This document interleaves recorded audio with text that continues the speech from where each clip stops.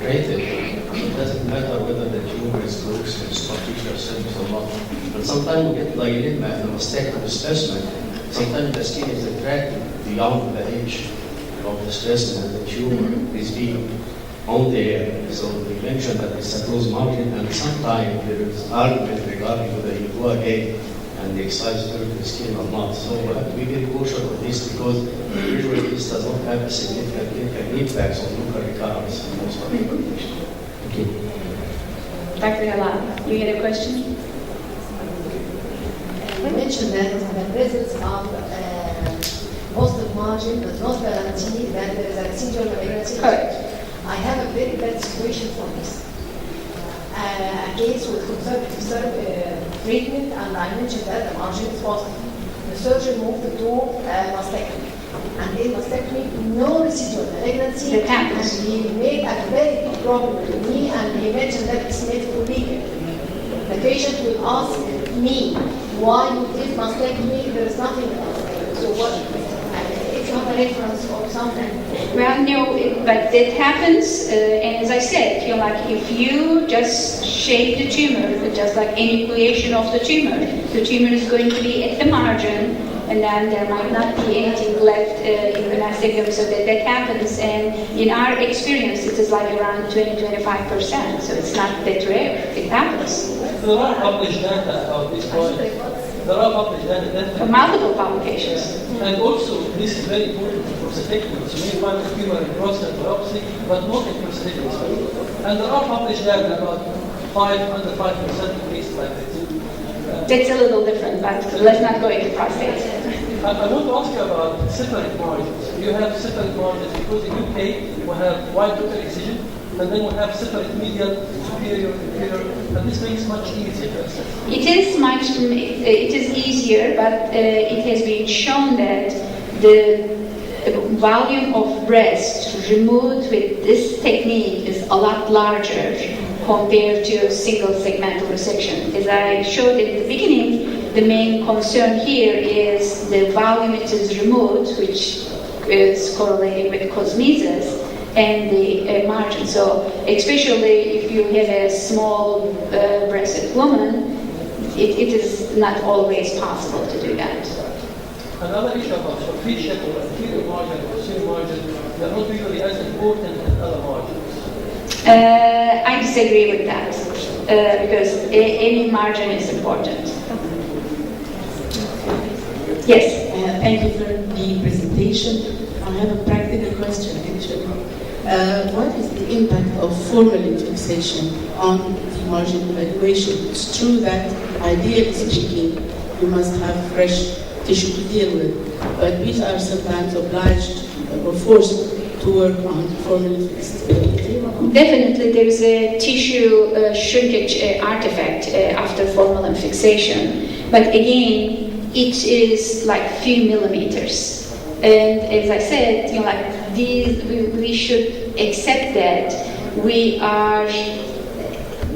When we say it's a 1 millimeter, it is not always 1 millimeter. It could be 2 millimeters. It could be half a millimeter. So yes, there is. So that's the reason we try to advocate whenever it is possible.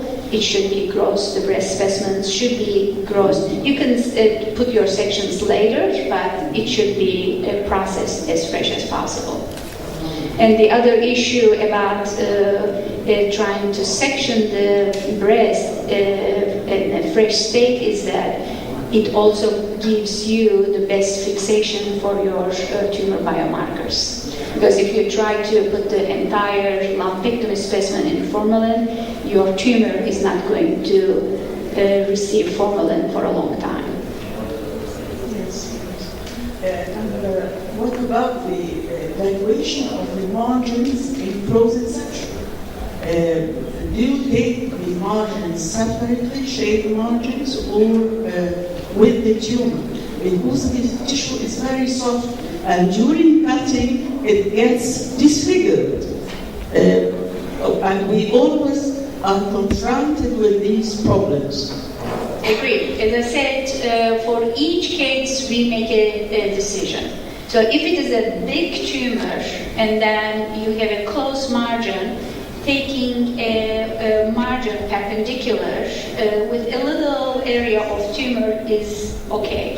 And then again, I really would like to know the histology of the core biopsy before I make a decision. Because if it is a tumor that I feel it's going to be difficult to make a diagnosis, like it's a low-grade spindle cell carcinoma, of course I would like to see the tumor before I make a decision on a frozen section. So on that case, I will try to get a tumor. But if it is a regular high-grade invasive carcinoma and you feel that the tumor is very friable, I try to avoid tumor as much as possible. So you really need to put all the information together and make a decision for each specimen. You're making your best medical judgment at that point. So there is no, I cannot say that for every single case you're going to do this. And after frozen section, you submit the margins for permanent sections and further report them or not? Because if we do a permanent section of the frozen section, yes, of course we do. And sometimes if the margin is positive, for example, in the frozen, and in the permanent sections, the same tissue is it looks negative or the opposite. Of course, like if you have an enfast margin and then you took this margin as a frozen section, when you put this tissue for permanent, you're going back. So what you have on permanent section is not your true margin anymore. So we say, on frozen section there was no tumor, but in the deeper section of the blood, which is few millimeters, there is tumor.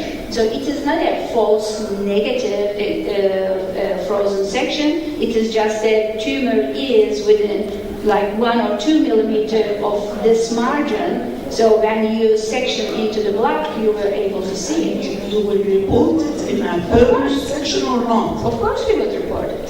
Of course we would report it. We will say that invasive carcinoma is most likely like within 3 millimeters of this margin. But this will be a problem. Because the surgeon will take a decision on the report of frozen that the margins are negative. Well, that's what I'm saying. This is a whole multidisciplinary team approach, and hopefully the surgeon understands this. And it is not like an incompetency of the pathologist. It is like here is you evaluate this true margin. It is negative, and then in few millimeters there is tumor. That's yes, sir. You would understand that. Yes, of course. And then you would go and train all the surgeons. But the issue is the impact of this on decision whether this patient will need a further slicing surgery biopsy from the edge of the defect or not. Actually, being in a pathology meeting, I would like to drop the terminal gross margin from the reporting, either it's a positive margin or it's a negative margin, because usually some they use the terminal gross margin as a synonym to positive margin, which confuse everybody, especially the clinical oncologists. So I don't know what you think about the terminal gross margin. That's what I'm saying. I don't think we should use close margin as a histopathology report. We should say what it is. It's like more than 5 millimeters, 1 centimeter. They use them wide the negative. But if it is 2 millimeters, 3 millimeters, you just say tumor extends to 2 millimeters of the superior margin. So we should not say close. You should say extends. Thanks to Dr. Karim for the very nice presentation. And now it is time for the second one. Okay. Evaluation. After neoadjuvant therapy. Specimens after neoadjuvant. Okay. I'm going to start this one with a case presentation. This is a 38-year-old female presented with a 2.5 centimeter palpable mass. She had a physical examination and she had a core biopsy of her left breast and final aspiration of the axillary lymph node.